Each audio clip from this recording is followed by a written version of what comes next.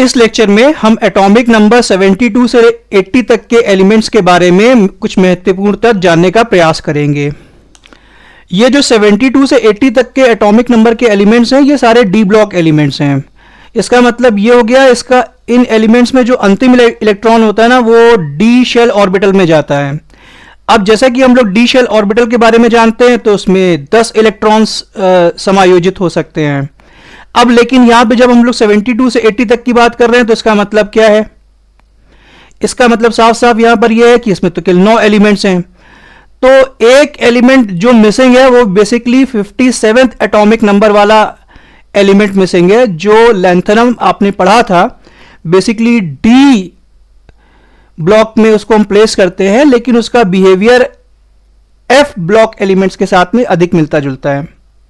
Periodic table का जो 72वां element है वो है hafnium, capital H small F, H से हम डिनोट करते हैं। ये बेसिकली रेजिस्ट करता है कोरोजन को। इसका यूज न्यूक्लियर रिएक्टर्स के कंट्रोल रॉड्स में होता है और माइक्रोचिप्स में होता है। हम लोग ये जानते हैं कि ये जो डी ब्लॉक के एलिमेंट्स है ना, ये कैटलिस्ट के रूप में काफी यूज होते हैं और इनके वेरिएबल ऑक्सीडेशन स्टेट्स होते हैं। और डी ब्लॉक के सारे एलिमेंट्स ये मेटल्स होते हैं। जो 73वां यानी कि 73rd एलिमेंट है, एटॉमिक नंबर 73, ये टैंटलम है। कैपिटल टी स्मॉल ए, टी से हम डिनोट करते हैं। ये भी बहुत अधिक रेजिस्टेंट होता है कोरोजन को लेकर के, और सर्जिकल इम्प्लांट्स और इलेक्ट्रॉनिक्स में इसका यूज होता है। जैसे कि कोई चीज हमारी बॉडी में, जैसे कि रीढ़ की हड्डी टूट गई तो कुछ अंदर डाल दिया है ना, तो कुछ मेटालिक ऑब्जेक्ट अंदर डालते हैं, तो ये सर्जिकल इम्प्लांट्स होते हैं इस तरह से। तो हम लोग उसमें कई बार देखेंगे कि टैंटलम का यूज हो रहा है। जब हम लोग सर्जिकल इम्प्लांट्स की बात करते हैं, तो हमने जैसा कि हम जानते हैं ना कि इसमें कुछ हम लोग मेटालिक चीजें है ना, कोई एलॉयज बॉडी के अंदर प्लेस करते हैं। एग्जाम्पल, सबसे इजी एग्जाम्पल है डेंटल इम्प्लांट्स। तो डेंटल इम्प्लांट्स में हम लोग नकली दांत लगवाते हैं, ठीक है, और उसके अंदर कुछ मेटालिक पार्ट भी होता है। तो 3 हम लोग यूज करने की अभी यहां पे बात करते हैं। एक बेसिकली एलॉय में टाइटेनियम और एल्यूमिनियम और वेनेडियम होता है। और आपको पता है एल्यूमिनियम का एटॉमिक नंबर 13 होता है, टाइटेनियम का 22 होता है और वेनेडियम का 23 होता है। यदि आपको सस्ता डेंटल इम्प्लांट लगवाना है तो आप स्टेनलेस स्टील पे चले जाओ, और स्टेनलेस स्टील का जो इंडस्ट्रियल जो ग्रेड लगता है वो बेसिकली 316L लगता है। ये ऑर्थोपेडिक या डेंटल इम्प्लांट्स में लगता है। अदरवाइज यदि आपको और अच्छा लगवाना है तो भैया गोल्ड में चले जाओ। गोल्ड का एटॉमिक नंबर 79 होता है, और गोल्ड इम्प्लांट्स में हम लोग प्रोस्थेटिक भी कंपोनेंट्स देखेंगे या डेंटल इम्प्लांट्स में। बाकी कोबाल्ट क्रोमियम एलॉय भी यूज होते हैं। कोबाल्ट का एटॉमिक नंबर आपको पता है 27 होता है, क्रोमियम का 24 होता है। इसके जो ग्रेड्स के बेसिकली ये नंबर हैं MP35N और MP159। जनरली क्या होता है, जब जैसे लोड बियरिंग, जहां पे बहुत अधिक जिन इम्प्लांट्स पे वजन पड़ना है ना, और उस पे साइक्लिक स्ट्रेस, मतलब कभी स्ट्रेस बहुत ज्यादा होगा, कम होगा, ज्यादा होगा, वजन कम होगा, वेट है ना, तो उसमें फटीग हो जाता है। मतलब जैसे साइक्लिक लोडिंग के चक्कर में कोई ऑब्जेक्ट टूट सकता है, तो उसको कहते हैं फटीग, है ना, कम ज्यादा कम ज्यादा कम ज्यादा, है ना। तो बेसिकली फटीग इंडोरेंस की जब बात आती है ना, और लोड बियरिंग की, तो हम लोग ये कोबाल्ट क्रोमियम एलॉय को यूज करते हैं सर्जिकल इम्प्लांट्स में। पीरियोडिक टेबल का जो 74वां यानी कि 74th एलिमेंट है वो है टंगस्टन। इसको कैपिटल W से हम लोग डिनोट करते हैं। तो प्रभु एक बार जान जाओ कि ये पीरियोडिक टेबल में सारे एलिमेंट्स में ये वो एलिमेंट है जिसका सबसे अधिक मेल्टिंग पॉइंट है। इसीलिए जो हम लोग पहले जो बल्ब यूज करते थे उसमें जो फिलामेंट्स होते थे वो टंगस्टन के होते थे, क्योंकि भैया लगातार आप उसको यूज कर रहे हैं, बिजली जा रही है तो वो गर्म भी होंगे, है ना। तो भाई वो मेल्ट ना कर जाए, मेल्ट कर जाएगा तो भैया बल्ब खराब। और बेसिकली कई बार जो टूल्स होते हैं ना, जैसे आप किसी चीज को कट करते हो तो उसमें भी आप टंगस्टन का इस्तेमाल करते हो, ठीक है। तो ये टंगस्टन को स्टील में मिलाते हो, ठीक है, केवल टंगस्टन ही नहीं, है ना। तो क्योंकि भाई कॉस्ट इफेक्टिवनेस को भी देखना पड़ेगा। तो अब कटिंग टूल्स में भी क्या होता है, किसी चीज को जैसे आप छड़ काटते हो देखते हैं ना, घै घै घै आवाज आती रहती है कि भाई यहाँ छड़ कट रही है, जब कोई आजू बाजू बिल्डिंग्स बनती हैं।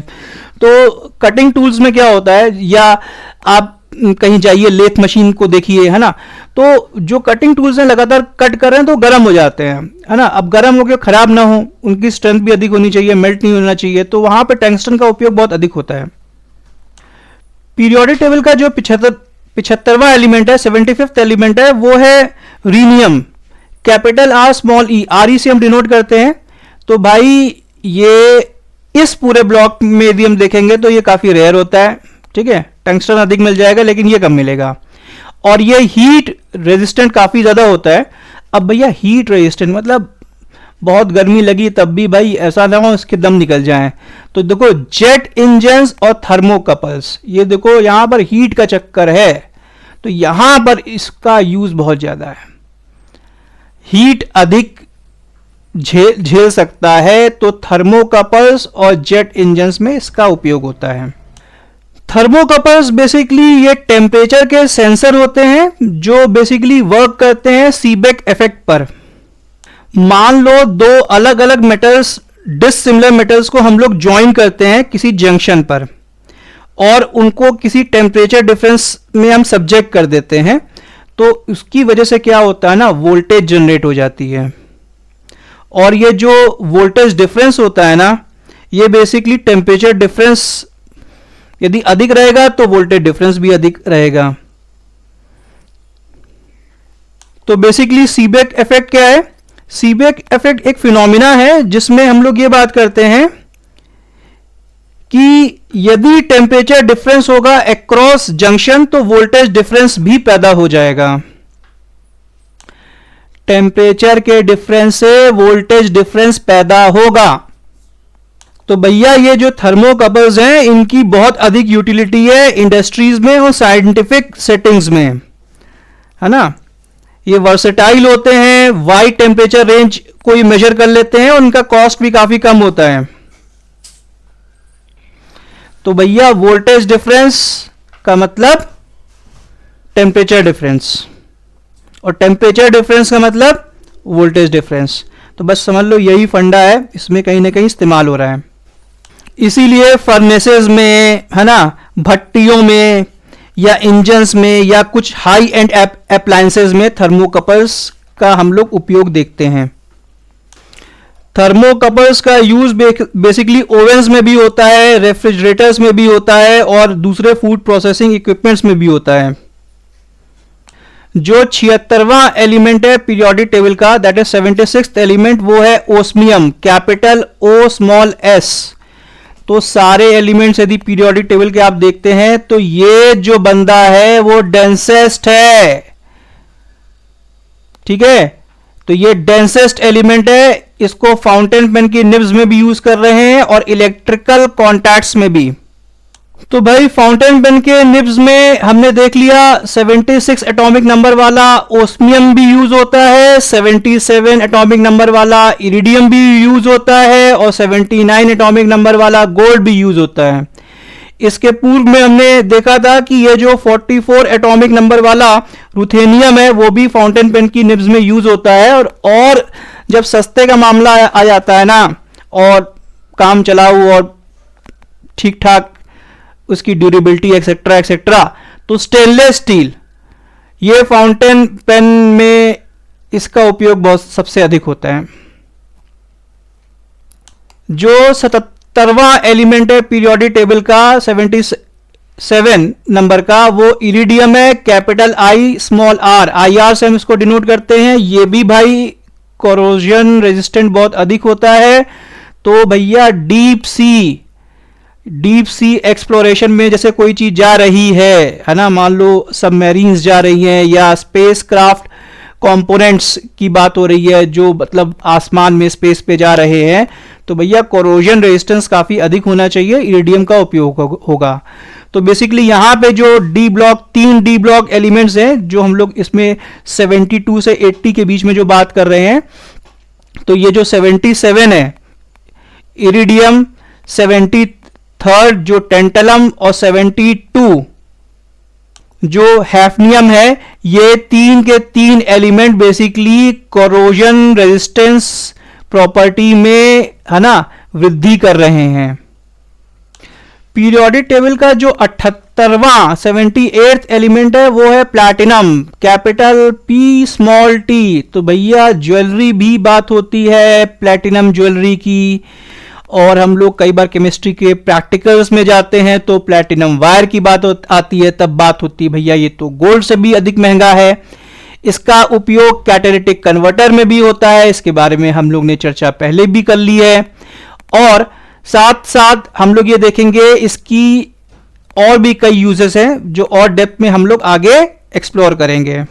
आपको शायद याद आ गया होगा, हम लोग ने यहां पे बात की थी 45 एटॉमिक नंबर रोडियम और 46 पैलेडियम और 78 प्लैटिनम, ये कैटालिटिक कन्वर्टर में बहुत अधिक यूज होते हैं। कैटालिटिक कन्वर्टर बेसिकली क्या करता है, ये जो ज्यादा हार्मफुल गैसेस हैं जैसे कार्बन मोनोऑक्साइड, हाइड्रोकार्बन्स या नाइट्रोजन ऑक्साइड्स, इन सबको लेस हार्मफुल गैसेस में कन्वर्ट कर देता है, कार्बन डाइऑक्साइड, वाटर और नाइट्रोजन गैस।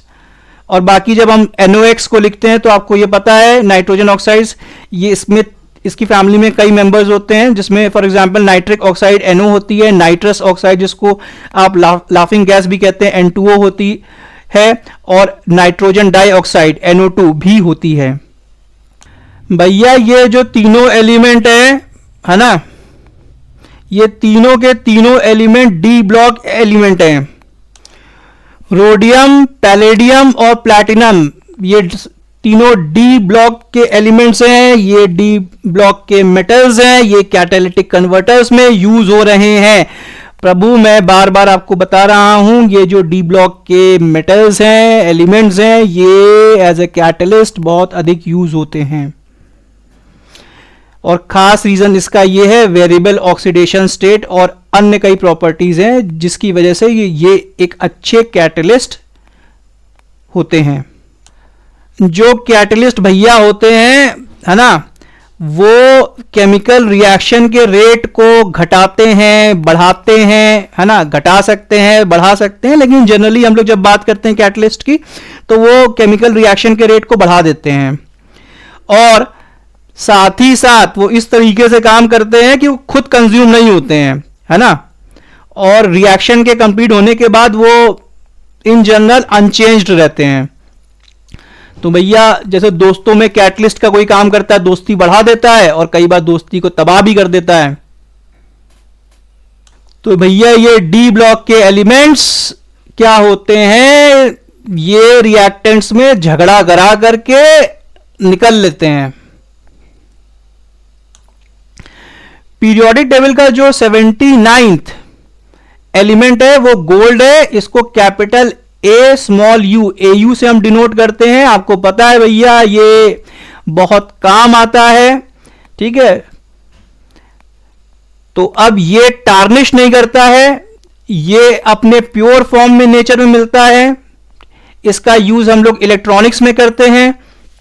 आप लोग गोल्ड बार्स के रूप में, गोल्ड ज्वेलरी के रूप में, गोल्ड कॉइन के रूप में भी इसको स्टोर करते हैं। बैंक्स में भी गोल्ड रखा जाता है। तो ये फिनेंस में काफी अधिक काम आता है। ये ट्रेडिशनली और हिस्टोरिकली बहुत इंपॉर्टेंट येलो मेटल है, बहुत इंपॉर्टेंट है। और आयुर्वेद की बात करें तो स्वर्ण भस्म का उपयोग होता है ना, बहुत सारी बीमारियों में क्योर के लिए स्वर्ण भस्म का प्रयोग होता है। तो मेडिसिन में भी गोल्ड का ट्रेडिशनली बहुत अधिक यूटिलिटी है, खास तौर पे इंडियन मेडिसिन में। जो पीरियोडिक टेबल का 80 नंबर का एलिमेंट है, एटॉमिक नंबर 80, वो मरकरी है। कैपिटल H स्मॉल g से हम इसको डिनोट करते हैं। पीरियोडिक टेबल में केवल 2 ही एलिमेंट हैं जो लिक्विड होते हैं रूम टेम्परेचर में, और केवल एक ही ऐसा एलिमेंट है जो लिक्विड होता है रूम टेम्परेचर पे और साथ ही साथ मेटल भी होता है, वो केवल मरकरी ही है। और दूसरा एलिमेंट जो बेसिकली लिक्विड होता है रूम टेम्परेचर पर, वो बेसिकली क्या है, वो आपका ब्रोमीन है। तो भैया ये जो ब्रोमीन है जो लिक्विड होता है रूम टेम्परेचर पर, एटॉमिक नंबर 35, ये हैलोजेंस में आता है, ठीक, नॉन मेटल होता है। और ये जो मरकरी है एटॉमिक नंबर 80, ये लिक्विड होता है रूम टेम्परेचर पर, ये बेसिकली डी ब्लॉक एलिमेंट है, मेटल में आता है। और एक एलिमेंट है atomic number 31, that is gallium. ये हाथ में रखोगे तो मेल्ट कर जाएगा, इसका मेल्टिंग पॉइंट भी कम होता है, लेकिन इन लोग का जो बेसिकली टेम्परेचर है बहुत कम होता है, नेगेटिव में होता है, ठीक है। और ये जो है करीब 30 डिग्री के आसपास, 29 डिग्री आप मान लीजिए, 29 से 30 डिग्री सेंटीग्रेड के बीच में इसका मेल्टिंग पॉइंट होता है गैलियम का। तो अब बेसिकली मरकरी का आप लोग बहुत अधिक यूज देखते हैं थर्मोमीटर्स में, ठीक है भैया। बुखार आ गया तो आपने थर्मोमीटर यूज किया, अब इलेक्ट्रॉनिक मत चले जाओ, पुराने जमाने के थर्मोमीटर्स भी देख लिया करो।